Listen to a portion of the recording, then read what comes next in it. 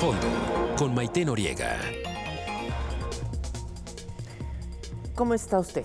Muy buenas tardes. Me da mucho gusto darle la bienvenida a nuestro programa A Fondo. Hoy vamos a hablar del comportamiento que debe guardar o que debe tener el jefe del Ejecutivo en una democracia como aquella en la que creemos que vivimos o aquella a la que aspiramos.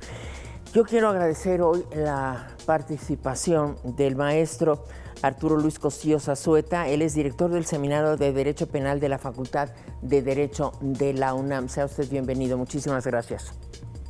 Muchas gracias. Un gusto para participar. Agradezco también la presencia del doctor José Luis Camacho Vargas, profesor e investigador de la Facultad de Derecho y de Ciencias Políticas de la UNAM. Bienvenido, gracias. Qué gusto. Gracias por invitarme. Buenas tardes. Y el doctor José Roldán Chopa, profesor del Centro de Investigación y de Docencia Económicas. ¿Cómo está usted? Bienvenido. Muchas gracias, Maite, y muchas gracias a mis colegas académicos. Gracias. Quisimos hacer este programa porque de tanto en tanto no somos... Los mexicanos nos cuesta un poquito de trabajo esto de la legalidad y nos cuesta más trabajo porque tampoco somos como, o hemos estado muy interesados en conocer nuestras leyes. Entonces, de repente nos confundimos y no atinamos a entender las cosas. Llama mucho la atención que el jefe del Ejecutivo en las mañanas de repente se asume ciudadano, se quita la cachucha presidencial y se asume ciudadano y de repente se la vuelve a poner y desde el poder absoluto que tiene y desde ese foro empieza a agredir a los ciudadanos. Y esto yo creo que a la mayoría de los mexicanos nos cuesta trabajo. ¿Se es presidente de tiempo completo o uno de repente cuando le conviene puede dejar de ser presidente y convertirse en ciudadano y reclamar derechos de ciudadano cuando tienes una serie de potestades y cuando tienes una serie de obligaciones que cumplir? Maestro Cosío Zazueta, ¿se puede dejar de ser presidente a ratos? No, por supuesto que no. La investidura no se pierde. Y creo que uno de los puntos que podríamos ver en nuestra legislación positiva que va en ese sentido es que incluso ahora en la Ley Orgánica del Poder Judicial de la Federación se considera que es delito federal cualquier delito cometido, entre otros servidores públicos, contra el presidente de la República, aunque no esté en ejercicio de sus funciones o con motivo del cargo. ¿Por qué? Porque se está reconociendo que cuando se comete un delito contra él, se está cometiendo un delito contra el presidente y no se le puede separar para considerarlo como una persona física, como un ciudadano cualquiera. A ver, para los que no acabamos de dominar este lenguaje, o bueno, ni siquiera empezamos, para que presumimos, ¿me lo podría aclarar un poquito más así? Con bolitas y palitos. Sí. Mire, lo que pasa es que, por ejemplo, nosotros tenemos un sistema federal en el que hay entidades federativas que tienen su orden interno y tenemos un orden jurídico federal que es el que afecta a toda la República. En ese mismo tenor tenemos delitos que son federales y delitos que son locales. Los locales son los que competen a las entidades. Tradicionalmente se hablaba de que cuando se cometía un delito contra una persona que estaba en el servicio público federal, si era con motivo del cargo o en ejercicio del mismo, el delito sería federal. Y si no estaba en ejercicio del cargo, entonces era del fuero común. Entonces, por ejemplo, en esa época, hace algunos años, si el presidente de la República, por ejemplo, cometía un delito de violencia familiar estando en su casa, en el ámbito meramente de su familia, sería del fuero común. Si le cometen un delito de robo, por ejemplo, un día que va por Chapultepec como ciudadano o que va a comer, ya ven que le gusta ir a comer y saca sus imágenes y todo esto, si está como cualquier ciudadano, en otros tiempos hubiera sido un delito del fuero común porque se le cometió como a cualquier ciudadano. Sin embargo, de unos años para acá, se reformó la Ley Orgánica del Poder Judicial de la Federación, que es la que nos dice de todo el universo de delitos que se pueden cometer, cuáles son los que conoce el Poder Judicial por ser delitos del orden federal. Y ahí ya se establece que los cometidos contra el presidente de la República, contra consejeros del INE, contra ciertos funcionarios de alto nivel de la Federación, van a ser federales aunque no se cometan en el ejercicio de sus funciones o con motivo de ellas. Entonces, si hoy en día va el presidente caminando y alguien llega y le comete un delito, incluso vamos a pensar, sería difícil sin reconocerlo, sin saber que es el presidente, sería un delito federal porque se considera que la investidura presidencial no se la puede quitar. Estás atacando al presidente de la República.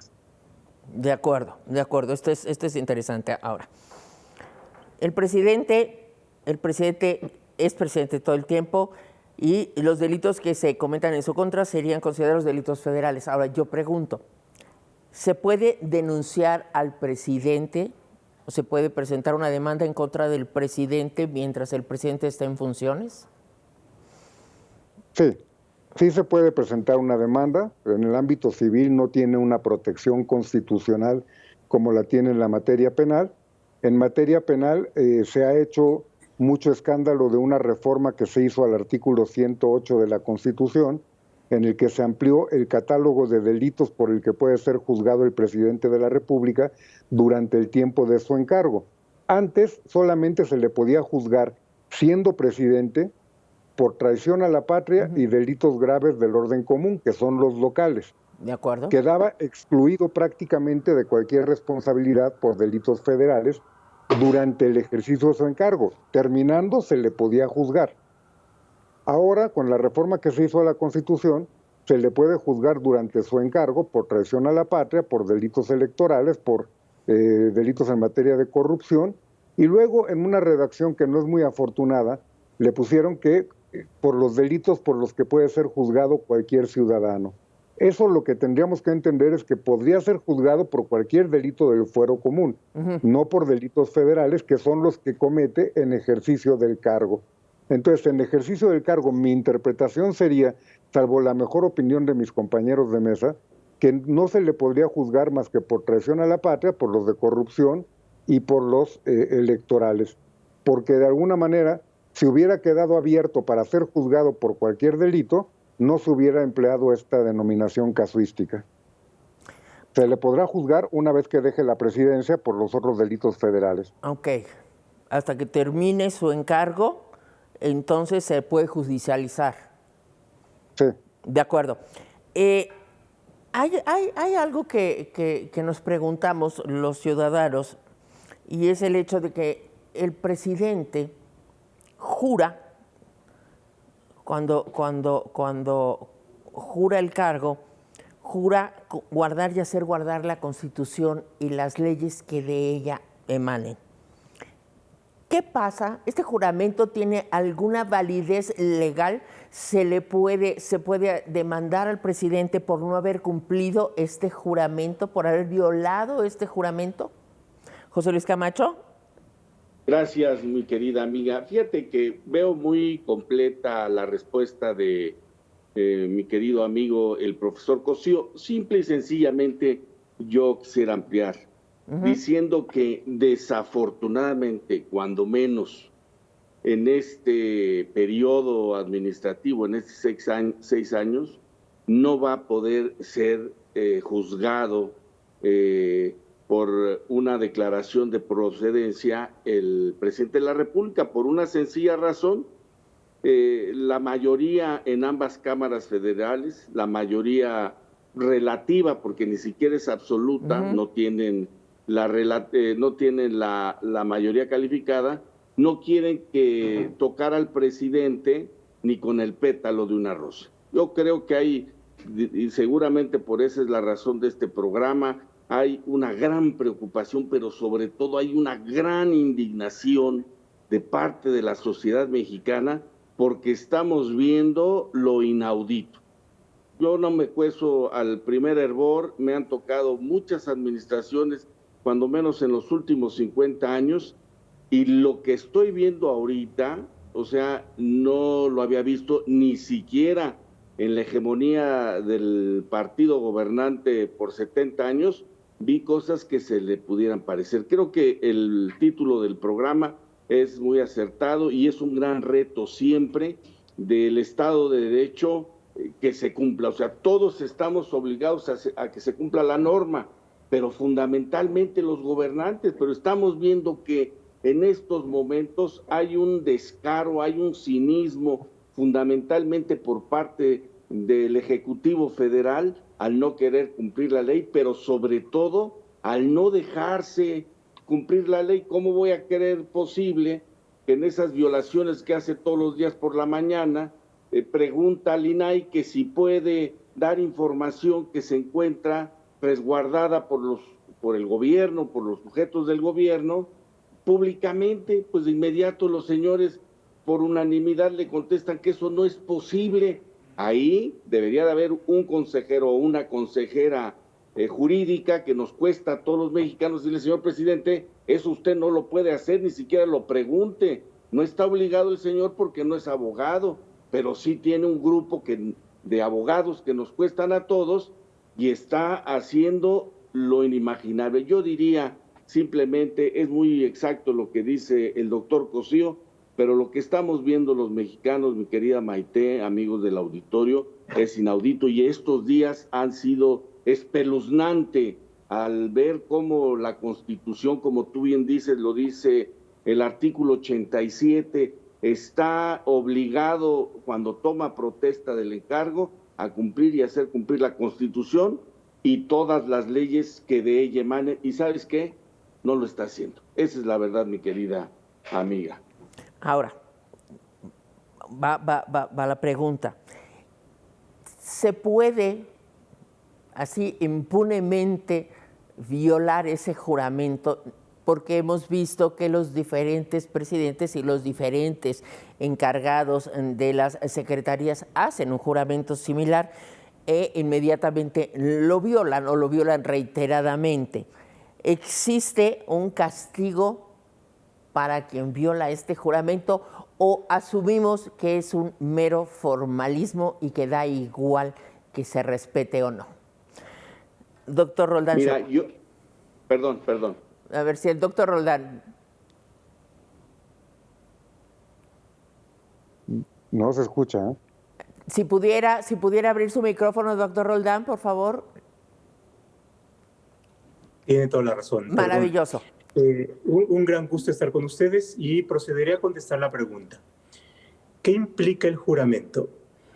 Implica una aceptación, no solamente de un cargo, sino un compromiso para guardar y hacer guardar la Constitución.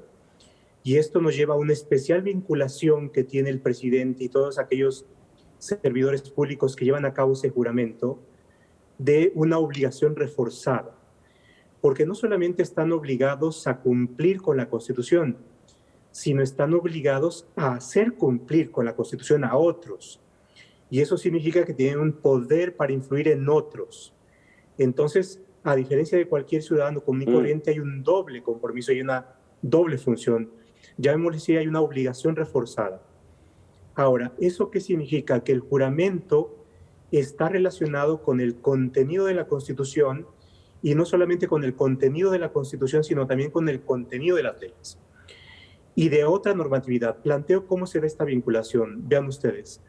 La semana antepasada, la Secretaría de la Función Pública emitió un código de conducta o un código de ética. ¿Qué dice el código de ética? Todos los servidores públicos están obligados a un tratamiento respetuoso y digno a los gobernados. Por supuesto, cuando un funcionario funcionario tan importante y tan relevante como el presidente de la República emite desde su poder, desde su potestad, una expresión que puede resultar ofensiva, que puede resultar denigrante, incumple ese deber de respeto y, por supuesto, le da un trato indigno a una persona. Eso tiene resultados, eso tiene una consecuencia. ¿Y cuál es la consecuencia? Hace un momento en pantalla vimos un artículo de la Ley General de Responsabilidades Administrativas, y la Ley General de Responsabilidades Administrativas establece faltas graves y faltas no graves. Uh-huh. Cuando hay un abuso de poder, cuando hay un abuso de funciones, es posible que se llegue a cometer una falta grave. Si hay una falta al código de ética, igualmente es una falta administrativa, quizás no grave, pero de todas maneras hay una falta administrativa. Entonces hay una posible consecuencia administrativa, pero no solamente eso. Es decir, las declaraciones que pueden ser injuriosas pueden afectar la fama pública, pueden afectar, digamos, la percepción que una persona tiene de sí misma o la percepción que los demás tenemos de esa persona. El poder presidencial, la palabra presidencial tiene consecuencias, afecta a otros. Y el hecho de que tengamos que los funcionarios públicos tienen que sujetarse a la ley, esa vulneración de la ley tiene consecuencias. Por ejemplo, podría exponerse el presidente de la República a una demanda por daño moral y tendría que llegar a pagar una indemnización. Okay. Ahora, esa posible demanda por daño moral puede ser dirigida a él en lo específico o puede ser dirigida al Estado mexicano.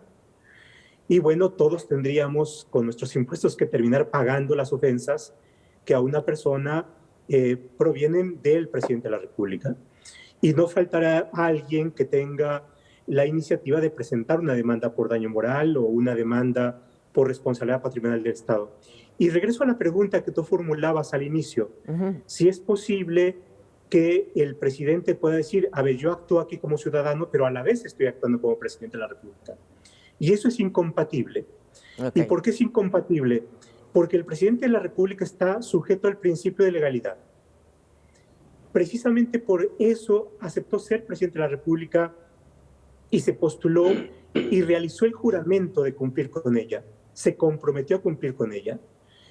El hecho de que no dé un trato respetuoso a las personas significa que se está desdiciendo de ese compromiso, argumentándose que también es ciudadano. Pero vean ustedes, a diferencia del servidor público que está sujeto a la ley, el ciudadano como tal, cualquiera de nosotros que no tenemos un cargo público y que no tenemos poder, actuamos en ejercicio de nuestra libertad de decisión individual, de nuestro libre albedrío. Y nuestro límite es que no podemos hacer las cosas prohibidas. Bueno, entonces no puede uno a conveniencia decir, ahorita soy autoridad y ahorita soy ciudadano y actúo en ejercicio de mi libre albedrío. ¿Y por qué no? Porque no podemos estar subordinando un cargo tan importante como el del presidente de la República a la decisión de que queremos ser o no queremos ser, ¿no? Sí, el presidente reclama su derecho de réplica y una serie de cosas que además no o sea, si te pones a ver cómo se exige o cómo se establece el derecho de réplica, está normado. El presidente no hace un derecho, no ejerce su derecho de réplica. Lo que él hace es un abuso de poder, porque desde una tribuna, con el poder que tiene su palabra y con el poder que tiene él, arremete contra un ciudadano. Exactamente, así es. Y bueno, por supuesto, lamentablemente ahí tenemos un problema de concepción de lo que es ser servidor público y lo que es ser jefe de Estado. Cuando alguien dice, ahora actúo como ciudadano, está renunciando a ser jefe de Estado. Es decir, se está desvinculando de sus obligaciones y responsabilidades como jefe de Estado.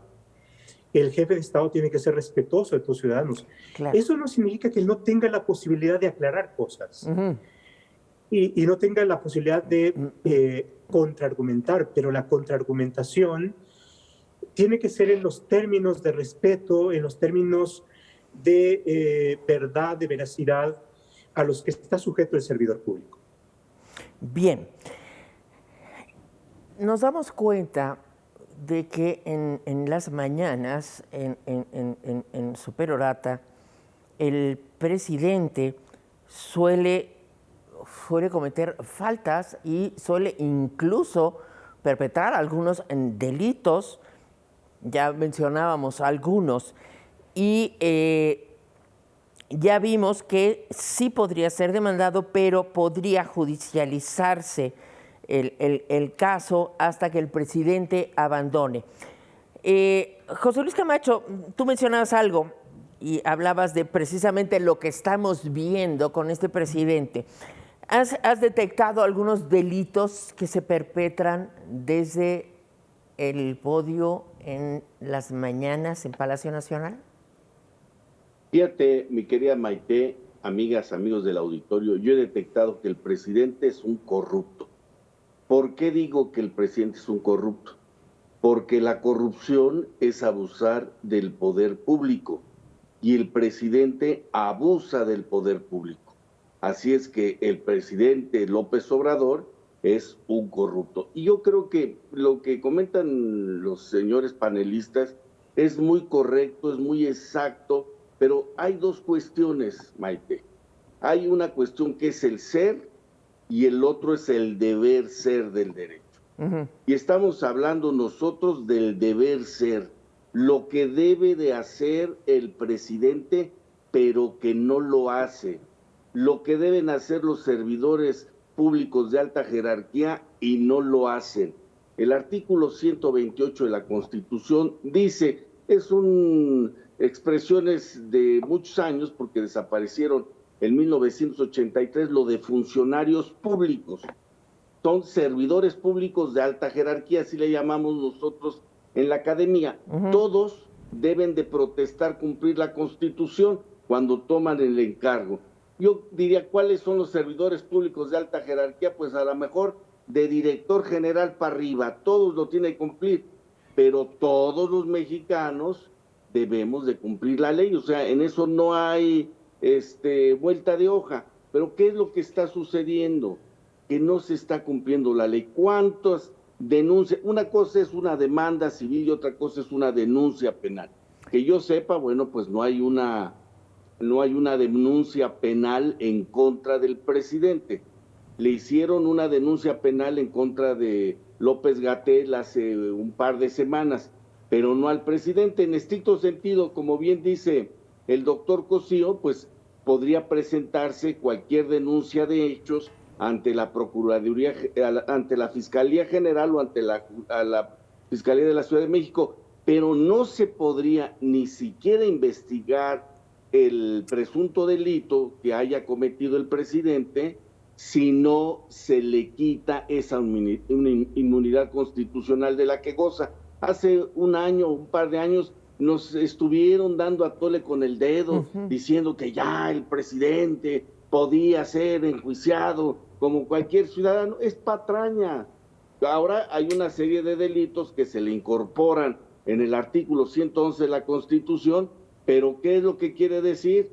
Que le tienen que quitar el fuero constitucional, es decir, un proceso el procedimiento de desafuero que coloquialmente conocemos, sí. Pero eso no se podría llevar a cabo porque la Cámara tendría que, en jurado de procedencia, tendría que quitarle ese fuero y se requiere la mayoría simple, y la mayoría simple, la mayoría absoluta, la tiene Morena y sus aliados. Por eso digo que en esta legislatura, así como en la pasada, no pueden tocar al presidente ni con un pétalo de una rosa. ¿Por qué? Porque son corruptos que están abusando del poder y nos están dañando y todo el país está de cabeza.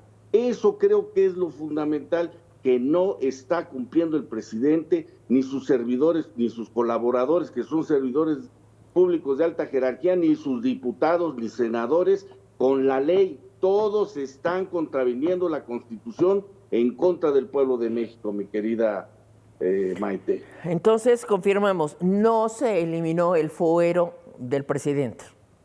Claro que no sigue existiendo igualito. Quiero decirte que durante años dijeron, es que cuando lleguemos la oposición vamos a acabar con todos los privilegios del partido hegemónico. Bueno, desde que llegó en el año 2000 el presidente Fox hasta el día de hoy, no le han quitado una sola coma al artículo 89, donde están las facultades constitucionales del presidente. O sea, todos muy campantes, cuando ya llegaron, quítate tú y yo me pongo. Y por supuesto, todo lo relativo al juicio de procedencia que está consagrado en el título 4 de la Constitución, particularmente en el artículo 111, sigue intacto. Se enriqueció con lo que decía el doctor Cosío, se le aumentan algunos delitos, como cualquier otro ciudadano, porque antes solamente procedería un enjuiciamiento penal contra traición grave de la patria, contra delitos graves de orden común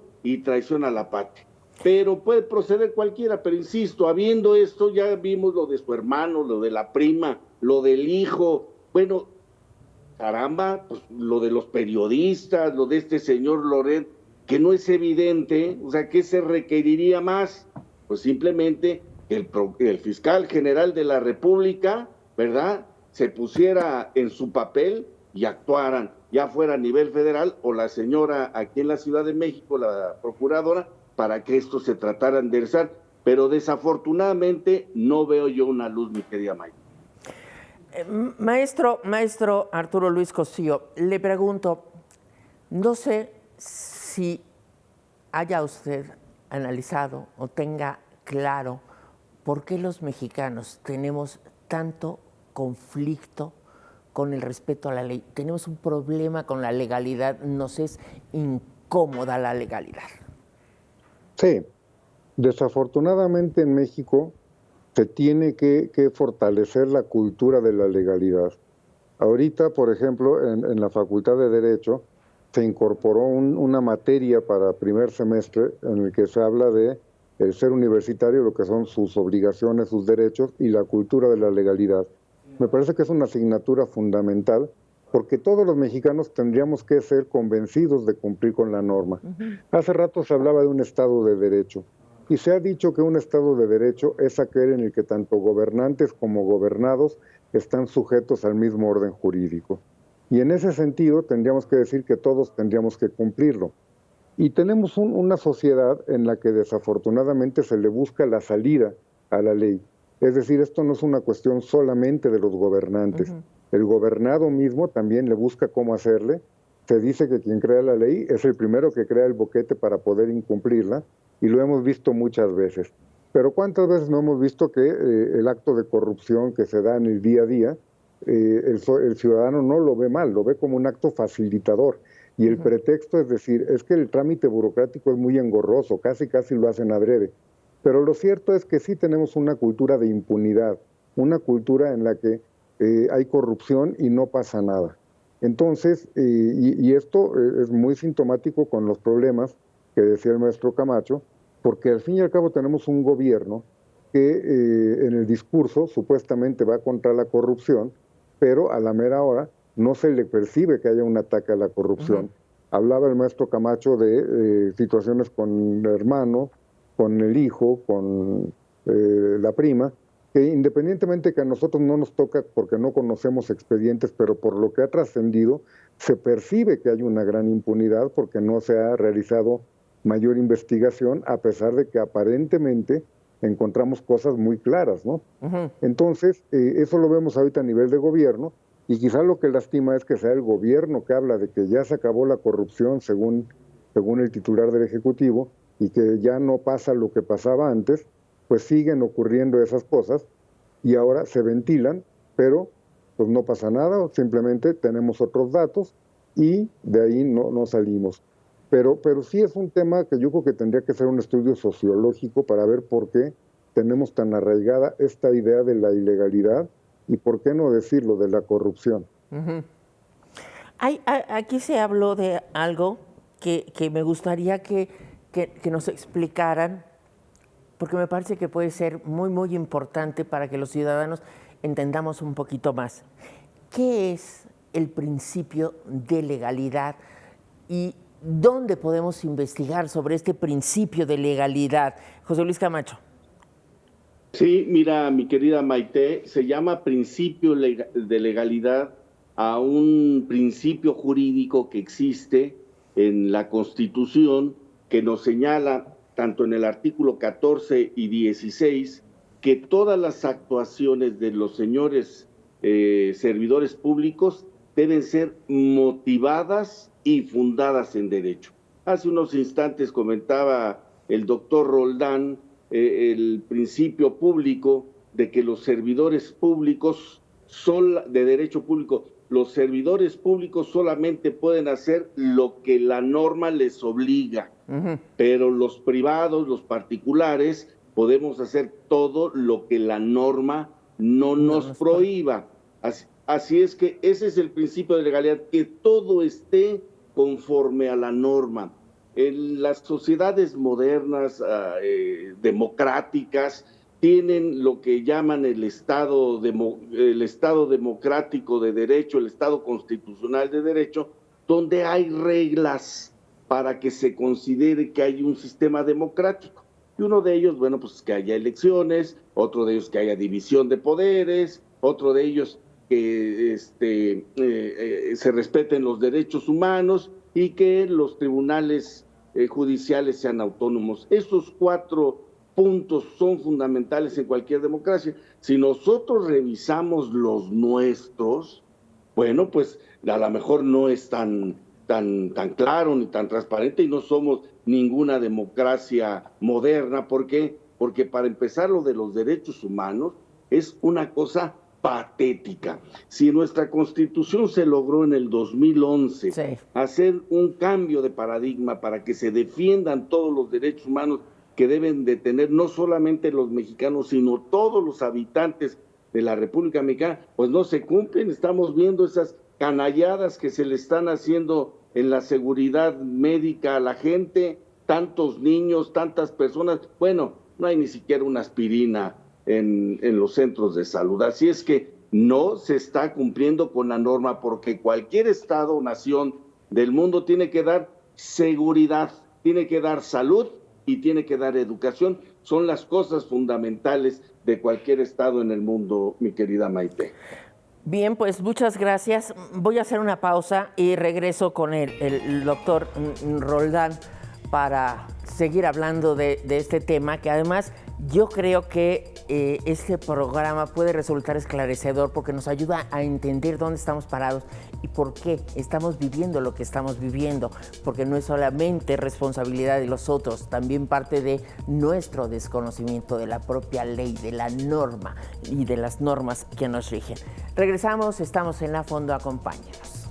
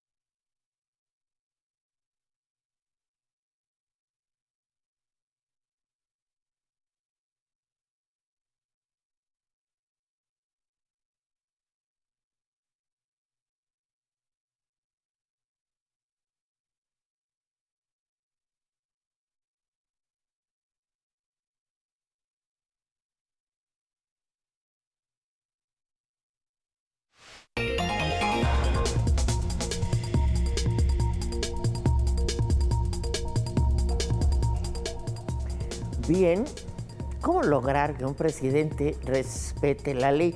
Es una pregunta interesante. No sé si el doctor Roldán tenga alguna respuesta. ¿Se puede lograr que un presidente respete la ley? Porque además ellos ponen el ejemplo, ¿no? Sí, por supuesto, y eso tiene que ver con los límites. uno de los problemas de la humanidad a lo largo de toda su existencia es que alguien con poder tiene la extraordinaria propensión y tentación de abusar de él. Ujú. Y por supuesto, aunque sean ángeles, si no hay contención, entonces tiende a abusar el poder. Decía una abuela mía, en arca abierta el justo peca. Y de ahí la importancia de establecer límites y que los límites sean eficaces. Por supuesto, hay una primera cuestión de límites que tiene que ver con las autocontenciones. Es decir, alguien que asuma un cargo debiera tener la responsabilidad de darse cuenta de las consecuencias que hay con sus actos. Y esto es algo que en el derecho penal tenemos muy desarrollado. Y el doctor Cosío, como experto, lo sabe mejor que yo. Y es, ¿por qué se le exige a alguien un juicio de reprochabilidad? Porque se asume que es responsable para darse cuenta de la consecuencia de sus actos, ¿no? Bueno, juicio, a ver, repito, si no juicio de funcionan esos reprochabilidad. límites, entonces, Juicio de reprochabilidad, ¿escuché bien? sí, es un juicio de... ¿Por qué le reprochamos a alguien algo para que se haga responsable de sus actos?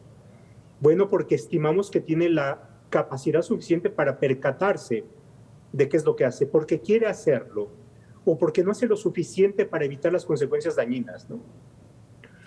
Si no funcionan las autocontenciones, entonces vienen los límites externos. ¿Cuáles? Los jueces, los órganos internos de control, la función pública, la auditoría y la corte, en fin. Recurrimos a esos contrapesos en un Estado constitucional. Y esa es la gran virtud del constitucionalismo, que hay contrapesos. Es decir, el poder se limita con el poder. Pero no es solamente eso, también está la sociedad. Es decir, si tenemos sociedades más potentes, más articuladas, con mayor capacidad de movilización, entonces tenemos también estos contrapesos. La prensa es un contrapeso. Por eso es tan importante que haya libertad de información, libertad de prensa, libertad de comunicación, libertad de expresión. Las comunidades organizadas, es decir, si los abogados, y aquí estamos, colegas, manifestamos una opinión, esa opinión tiene un efecto social. Y por supuesto también hay contrapesos sociales. Y eso es lo que estamos viendo en este momento y estamos actuando porque nos estamos moviendo, ¿no? No, afortunadamente no somos pasivos. Lo que han hecho los periodistas en Tijuana, en algunos otros estados, en la Ciudad de México es parte de eso, porque hay que reclamar y hay que establecer, porque de lo contrario nos dejamos avasallar. Y vuelvo al punto central, es importante hacer valer los límites y las contenciones de todo tipo. Me parece fundamental lo que está usted diciendo, doctor Roldán, sobre todo porque en los últimos 2 días hemos sido testigos de las más rotundas y escandalosas pruebas de abyección y servilismo por parte de los legisladores y de los poderes locales para agradar al presidente. Este juicio de reprochabilidad podría ejercerse contra los legisladores porque ellos no representan al presidente. Se supone deben representar a los ciudadanos. Sí, por supuesto. Y ese juicio de reprochabilidad no solamente tendría que ser jurídico, y ahí habría que ver la conducta de cada uno de quienes han emitido estos actos. Bueno, el caso que sucedió hoy, en donde el Instituto Nacional Electoral ordena a la jefa de gobierno y a los gobernadores retirar el tuit en el cual expresaron el apoyo, es parte de esos controles. Bienvenidos y qué bueno que tengamos organismos constitucionales autónomos, como el INE, forman parte de los equilibrios, y ahí hay un límite. El otro, por supuesto, tiene que ver con la reprochabilidad ciudadana que les podemos hacer. Digamos, tú has formulado un juicio que tiene que ver con esta cuestión de abyección. Eso es un juicio de reprochabilidad, ¿no? Tu representante, nuestros representantes debieran ser sensibles ante estos juicios que emitimos en estos medios de comunicación.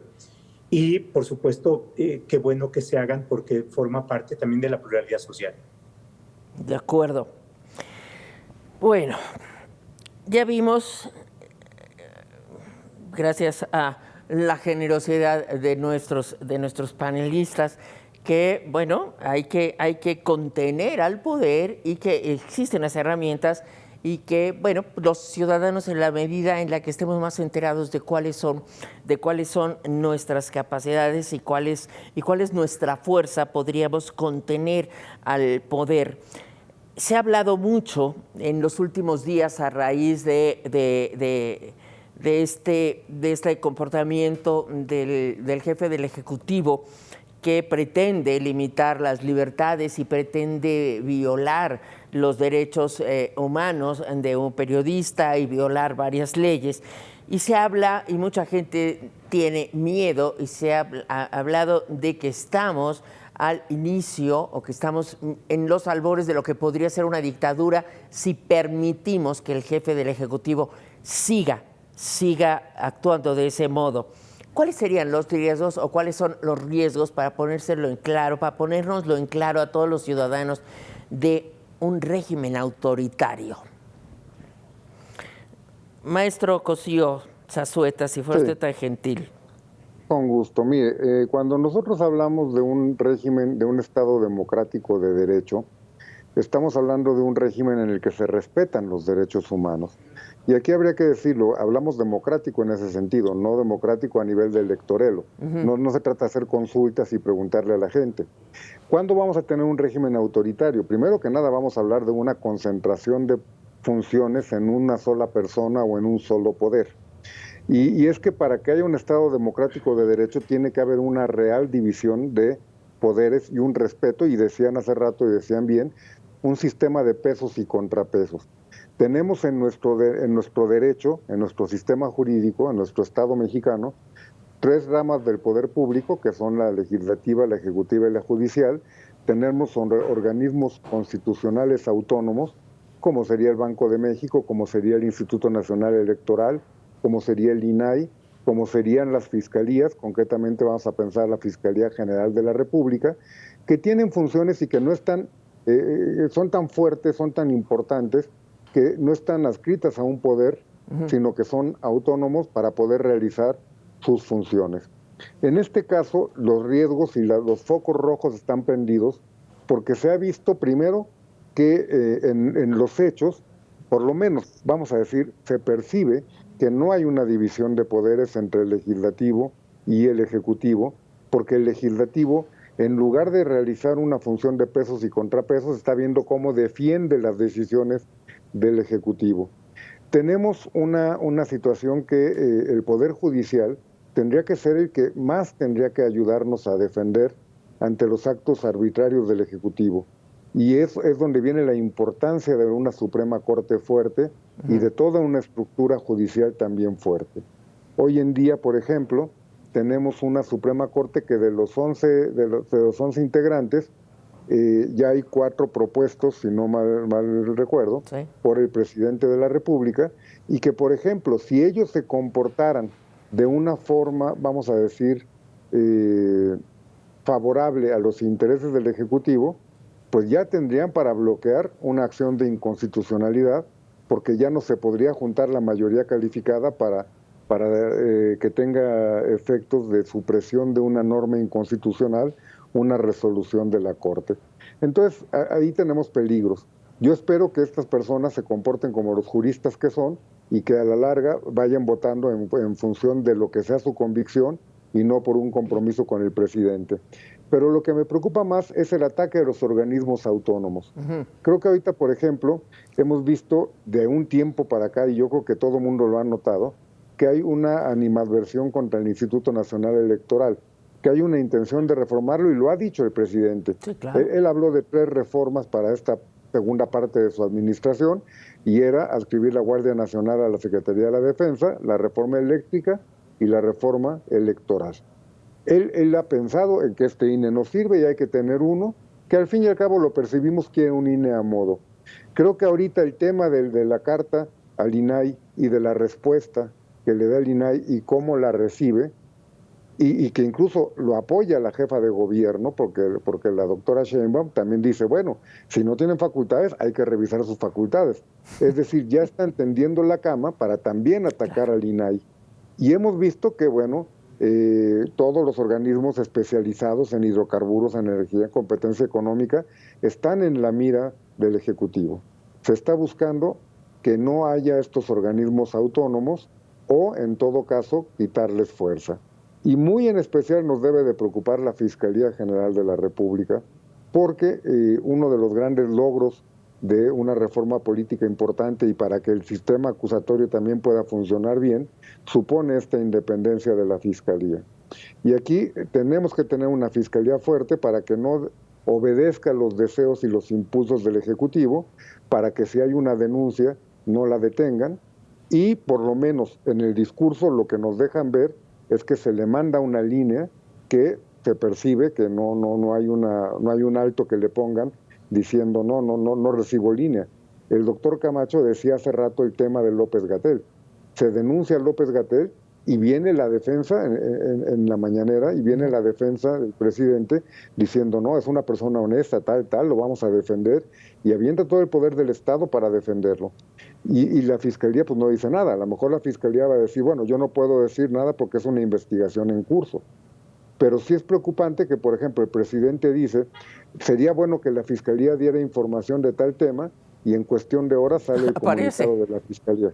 Claro. Entonces, creo que esos signos de esa percepción que tenemos, yo creo que la mayoría, de que no hay una división de poderes, es de lo más preocupante, porque si se concentran realmente las funciones en una persona como es el titular del Ejecutivo, sea quien sea el mejor intencionado o no, esto es un régimen autoritario. Claro. Comentarios a este respecto, doctor Roldán. Bueno, efectivamente, como lo dice el doctor Cosío, son muy importantes los contrapesos. Creo que estamos pasando en un momento en el que tenemos a prueba todo aquel entramado que hemos creado en los últimos años. Y aquí es muy importante señalar que una buena cantidad de los organismos que tenemos han sido conquistas de la sociedad civil. El INAI es una conquista de la sociedad civil frente al autoritarismo priista de muchos años. La ciudadanización de esas instancias es muy importante y hay que defenderla. El INAI, que también ha establecido un límite muy claro el día de hoy, es una conquista de la sociedad y hay que defenderla.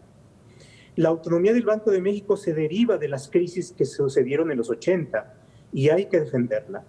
Entonces estamos, por una parte, en una lucha de resistencia que hay que darla y tenemos que expanderla.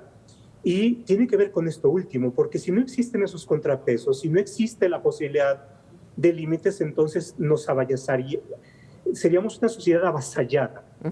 Y seríamos una sociedad que va perdiendo sus capacidades críticas.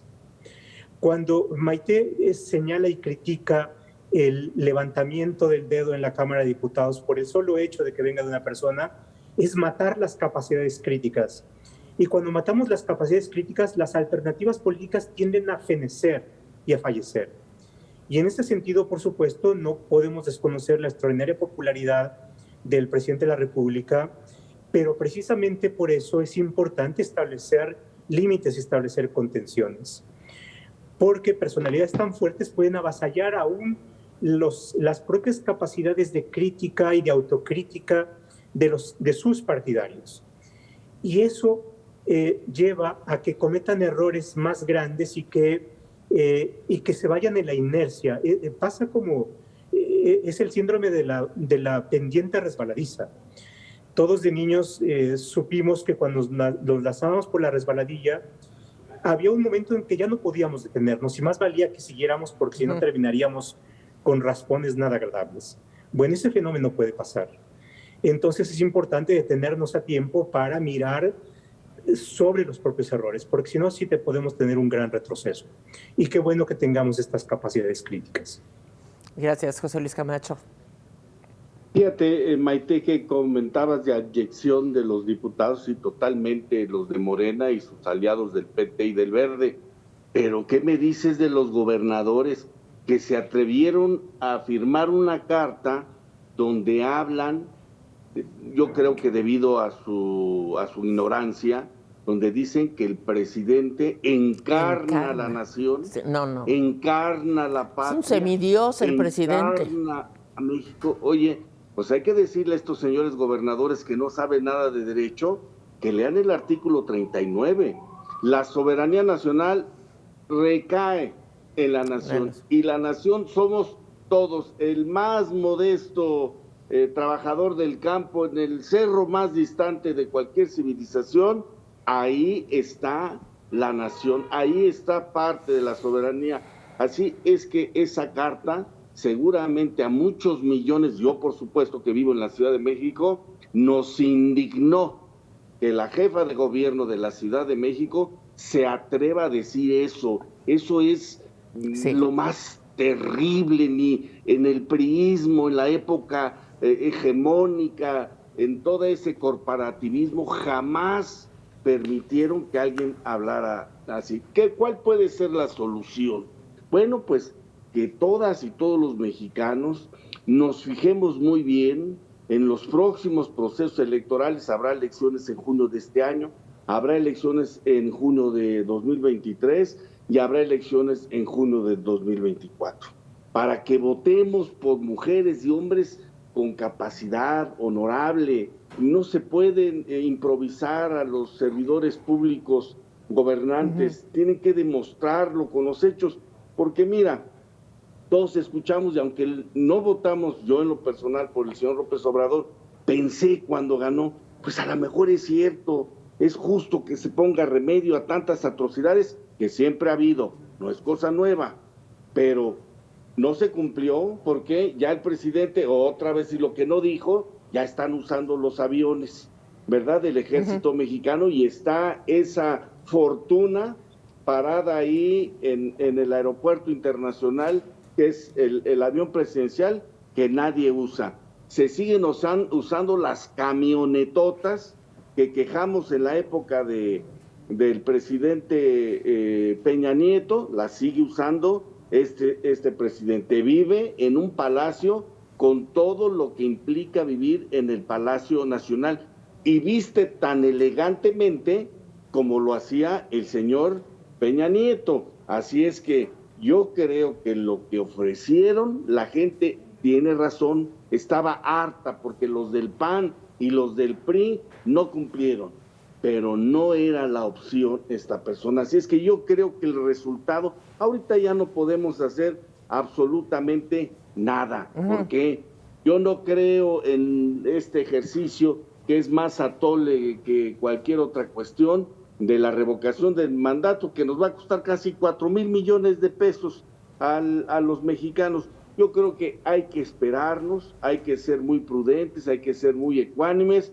para que las cosas sigan. No van a ir a votar 40 millones de mexicanos el próximo 10 de abril, así es que nos vamos a aguantar, ¿verdad? No sea que saquen a este señor y nos pongan a la señora Padierna o al señor Bejarano o al señor Noroña. Así es que yo creo que las cosas que vayan marchando, ya faltan menos, aunque no son 6 años, son 5 años y 10 meses lo que estará el presidente. Creo que nos fijemos bien por quién vamos a emitir nuestro voto, y como bien decía el doctor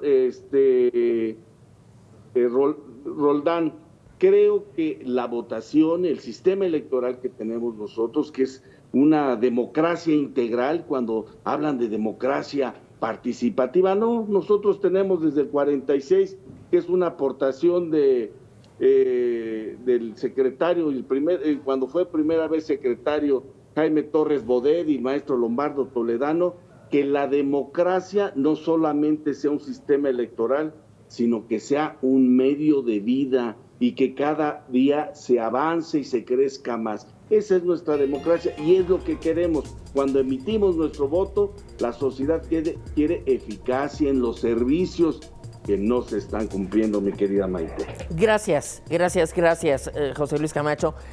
Yo creo que tenemos que defender nuestras instituciones, tenemos que defender el INE, tenemos que defender al INAI, tenemos que defender a nuestras universidades, tenemos que defender estos logros ciudadanos que nos permiten vivir de mejor manera, ejercer nuestro juicio crítico y de verdad vivir lo que es una verdadera democracia. Maestro Arturo Luis Cosío Zazueta, muchísimas gracias. Doctor José Luis Camacho, gracias. Y doctor Roldán, muchísimas gracias. Vamos a hacer una pausa, regresamos.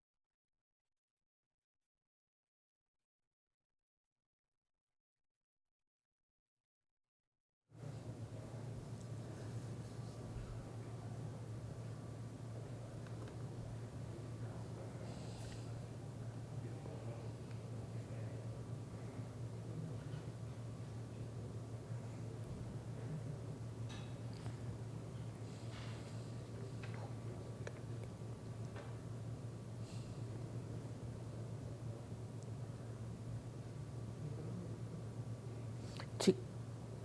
Yoli. No oigo. Que si puedes voltear a tu cámara.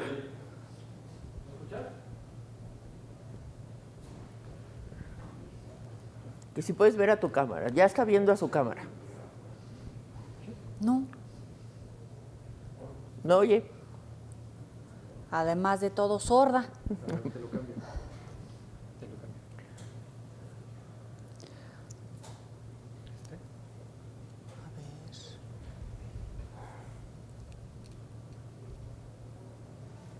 Ahí está. Sí, gracias.